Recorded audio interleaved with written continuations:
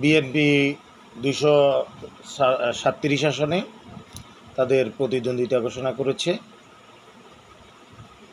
অবশিষ্ট আসনগুলো তাদের জোট বা যাদেরকে ছাড় দেওয়া হবে তাদের জন্য রেখে দেওয়া হয়েছে। তো বিএনপির অধিকাংশ মনোনয়ন বঞ্চিত যারা একাধিক ব্যক্তি আছেন প্রতিটা আসনে। এনসিপি আহ্বান জানিয়েছে ওই সমস্ত তরুণ মেধাবী এবং ছাত্র নেতৃত্বে জনপ্রিয় যারা আছে তারা এনসিপি থেকে ইচ্ছে করলে অংশগ্রহণ করে নির্বাচনে প্রতিদ্বন্দ্বিতা করতে পারে। এখন প্রতিটা আসনে এইভাবে এনসিপির হয়ে লড়াই করতে গিয়ে বিএনপির বিরুদ্ধে বিএনপি দাঁড়িয়ে যাবে আশা করা যাচ্ছে। সুতরাং বিএনপির প্রতিটা পদক্ষেপ এখন চাপে বর হয়ে যাচ্ছে। সামনে পথ চলা বিএনপির জন্য খুব দূরও হবে।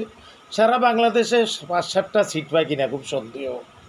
আমার মনে হয় না খালেদা জিয়া তারেক জিয়ার সিটগুলো কনফার্ম, আর বাকিগুলোতেই ওই যে বুড়া মুড়া লেঙ্গা আন্দা লুলা বরা আগের সারা সব পুরানা লোকজনদেরকে দিয়েছে।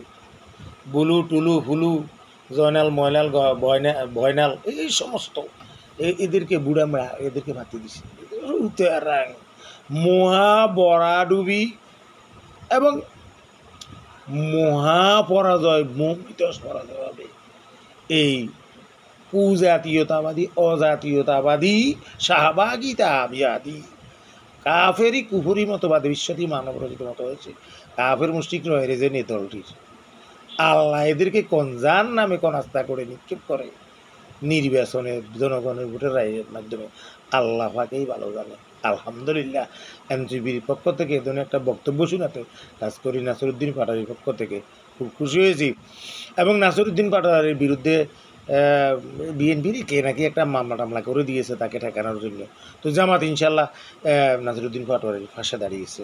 আমরা আশা করছি জামাত শুধু নাসিরউদ্দিন পাটোয়ারি না, নুরুল হক নূর, নাসিরউদ্দিন পাটোয়ারি, হাসনাত আবদুল্লাহ সহকার বা যারা তরুণ নেতৃত্ব বৈষম্যবিরোধী ছাত্র আন্দোলন সহ বিভিন্ন প্রেক্ষাপটে বাংলাদেশের জনগণের পক্ষে দেশপ্রেমের পক্ষে দাঁড়িয়েছে।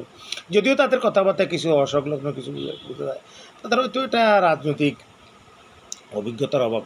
জামাতকে আশা করা যায় যে এই সমস্ত বিষয়ে তাদের পাশে থাকার জন্য। আমি নুরুল হক নূরের যখন আহত হয়েছিল তখন নুরুল হক নূরের চিকিৎসার জন্য জামাতের আমি সহ সবাইকে আহ্বান জানিয়েছিলাম তাকে চিকিৎসা করার জন্য বিদেশে নিয়ে যাওয়ার জন্য প্রয়োজনে।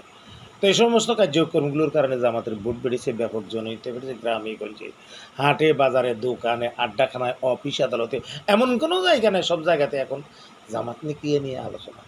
জনগণ বলতেছে আমরা চাঁদাবাজ, গুম খুম লুণ্ঠন, হত্যাকারী, দখলকারী, সালিশ বাণিজ্যকারী এবং 50 বছরের ক্ষমতার একটা অংশে তারাও ছিল, তারই ফাঁসিবাদ ছিল, তাদের বিরুদ্ধে জনগণ আন্দোলন সংগ্রাম করে ক্ষমতাতে। সুতরাং নাঙ্গল নৌকা দানে শীষ, 3 সাপের একই দিশ। এদেরকে বর্জন করুন। দেশপ্রেমিক রাজনৈতিক দলগুলো, ইসলামী আন্দোলন, ইসলামী ঐক্যজোট, খেলাফত মজলিস, জামাত ইসলামী সহ 8 দলীয় যে লোকজন জোট আছে বা তারা একত্রিত হয়ে জোট না হলেও একটা প্রতি একটা মার্কা প্রতি তাদের পক্ষে দাঁড়ান। মদিনার ইসলাম শরিয়া ভিত্তিক রাষ্ট্র প্রতিষ্ঠা করুন, ইসলামের পথে আসুন, আল্লাহর পথে আসুন, দুনিয়া এবং আখিরাত উভয়ের কল্যাণের জন্য কাজ করে যান। আসসালামু আলাইকুম।